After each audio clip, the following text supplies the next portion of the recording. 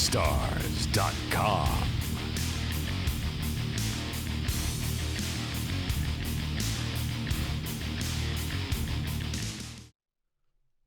Hey, what's going on YouTube? I have something to tell you guys, and a lot of you guys don't know this. A lot of people on my stream do, but nobody on YouTube does because I don't upload any of these gameplays or even discuss it in commentaries. But this is the first, and I'm a closet player of MMORPGs. Yes, I play those games, believe it or not. Uh, Played a lot of Diablo 2 back in my day when I was playing Quake 3 Arena on PC, and I've played a lot of free-to-play games. I've played a lot of World of Warcraft, believe it or not, back when the Lich King came out. I only got to the part where, you know, the raids were the next thing to do as far as progressing in the game. You know, I went through the storyline and whatnot. But I stopped there. That was a little too complicated for me. And I played the first Final Fantasy Online. I've played that with a buddy of mine that I met on Quake, and I'll go into that later.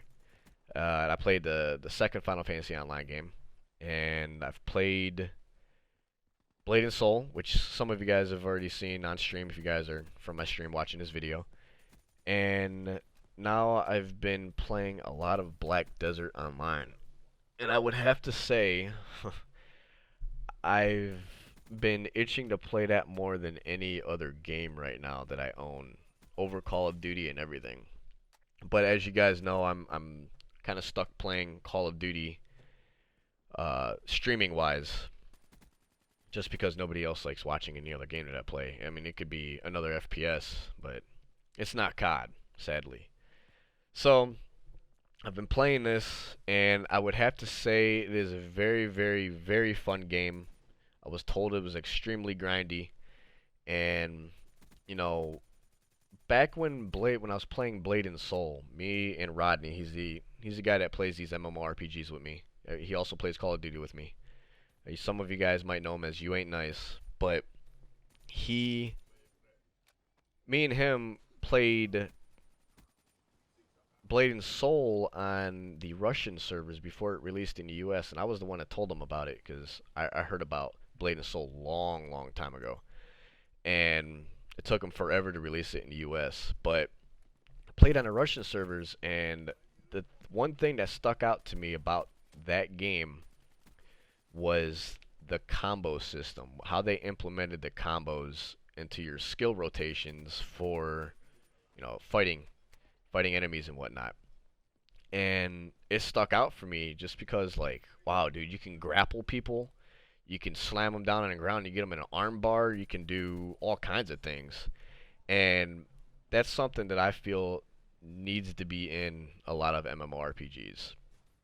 And it gives you that feeling of like Street Fighter and Tekken and Mortal Kombat. You know, it's a combo system like that. So that stuck out for me for Blade and Soul, and it stuck out for him. So we played a little bit on the Russian servers, and we stopped playing because of the lag. It was hard to combo and chain combos together and whatnot. So it released in the US finally. Then me and him started playing the hell out of that game. And people were coming into my stream asking me, "Hey man, you gonna play Black Desert?" And that came out, I don't know if it was within the same month Blade and Soul released or if it was a month after, but I was like, nah man, I'm putting a lot of time in the Blade and Soul. And I finally watched a video, what was it, 3 weeks ago, 2 or 3 weeks ago, and I was like, man, this looks awesome. Mind you, 2 or 3 weeks ago, I wasn't even touching Blade and Soul. It's been almost 5 months now. So I watched the video. I'm like, hey man, hey Rodney, you want to play this? No. Said no numerous times. Finally got him to do it. And I like it a lot. I haven't gotten his... I mean, he's playing it with me, but I haven't gotten his actual input on the game. That might be like a little podcast thing that we'll do. But it's very fun. I feel it's addicting to an extent. And it is, like I said, very, very grindy. Now, the grindiest game that I played back in the day was the Final Fantasy Online, the first one. My buddy that I played Quake with, he grinded that game, not casually, grinded for 2.5 years and still didn't master the game. No in-game content, and that's crazy. It's an absurd amount of time, and there was just so much content that you couldn't reach the end, so to speak. And that's the same thing with Black Desert. So much stuff to do, which will keep the game alive a lot longer. With standard MMO RPGs, you get that end game content. What are you gonna do? What is there to do? So that's a positive for me. The world is huge. That's one thing that World of Warcraft did for me, influenced me anyways, is that the world was immersive. It was massive, and there was no boundaries. You could explore indefinitely, so to speak. And Black Desert has that. I've only unlocked a quarter of the map, and I've done two 24-hour streams with this game. It's crazy. So I like that, and the combo system. Like I said, the one thing that I like about this over Blade and Souls are cancels. Like I said, if you guys know anything about Tekken, Mortal Kombat, or Street Fighter and whatnot, you're able to cancel combos and go into another combo. And that's one thing that you're able to do on Black Desert. You could like cancel animations to get into other combos. And I like that. It's more in depth than Blade and Soul was. So that's a huge positive for me.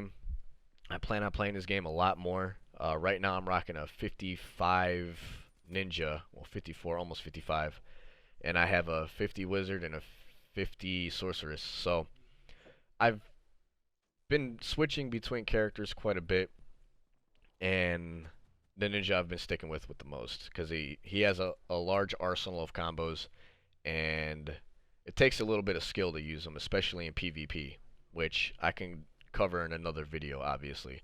This video isn't long enough, but I like it. Great game. If you guys want to know more about it, if you guys want to see some gameplay of it, leave a like, leave a comment, tell your friends about the video, get their input, and we'll go from there. But till next time, nighty night, keep your butthole tight. Deuces.